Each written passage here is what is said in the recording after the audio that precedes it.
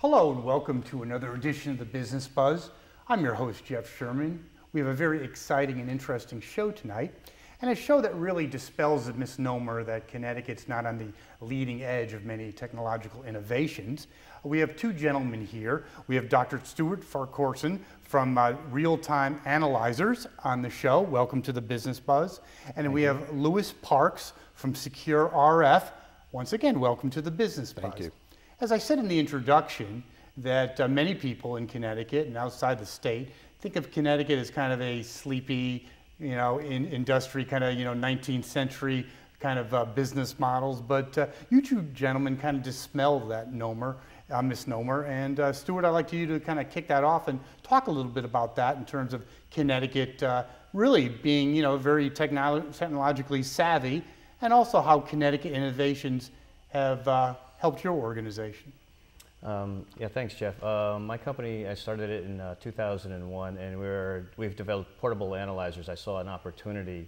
I've been in the analyzer business, chemical analyzer business, for quite some time, but there are a lot of applications for portable analyzers, and we bootstrapped the development of that through SBIR money.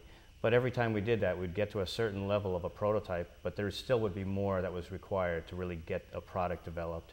And Connecticut Innovations, really by way of the SBIR group within that organization, helped us get some bridging money to do that. Mm-hmm. And how did you become aware of Connecticut Innovation? It was really through the SBIR group. Mary London and Deb Santi, they've reached out over the years to try and help the SBIR community. Mm-hmm. And maybe you can tell our viewers a little bit more about your company, Real-Time Analyzers, in terms of what exactly you do, what kind of technology you center upon, and what kind of business models do you have? Oh, okay, so again, we develop portable chemical analyzers. It's a laser-based spectroscopy device. You direct a laser beam at a sample. The light that interacts it generates some chemical information, and then we use that information to provide a solution.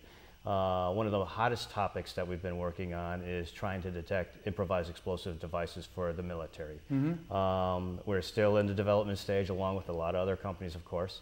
But something else that's farther along is analyzing fuel for the Marines. They capture fuel, and the question is, can they put it in their equipment safely and have their equipment not fail? And again, using the same basic technology, we can analyze the fuel chemistry, determine the performance properties, and basically give them a go, no-go answer. And when you say capture fuel, what exactly does that mean for our viewers out there? Well, in the current situation in Afghanistan, I think most people realize that it's very challenging to bring fuel into that country. It's a landlocked country, and you have to go through all the mountain passes. In fact, that's why there's all these improvised explosive devices along the roadways. Anything that can reduce that, and also at the front end for the Marines, give them the opportunity to have more mobility. If they come across a farm that has diesel fuel, they can analyze it. Can they use that fuel? Most of their equipment runs off of diesel. So if they can, as they say, continue the fight. So it's important to them.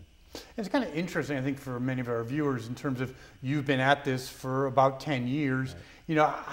What kind of background did you have in this area that kind of led you along this path?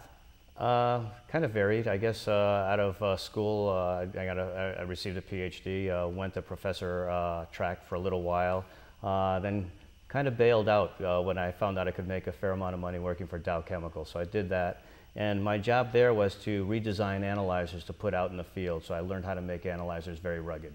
Mm-hmm. And then I started to learn about SBIRs. One of my colleagues from graduate school was telling me he had a small business and he was being successful developing products that way. So I thought, hey, yeah, I might as well try that myself. Mm-hmm. And you mentioned, in terms of your organization, your company, having the technology or working on the technology to detect those roadside bombs, in terms of helping our troops. How far along is that technology? That's really still in the early stages. We've demonstrated that the technology works. The biggest challenge is that right now we have to be very close to a sample. So one early solution is to attach this to one of those remotely controlled robots. You see the treaded ones. Mm-hmm. And so you could look under a vehicle, say at a checkpoint. But ultimately, they'd like something that you could basically identify something 100 yards away, and we're a ways from having that solution. Through laser technology? Yes.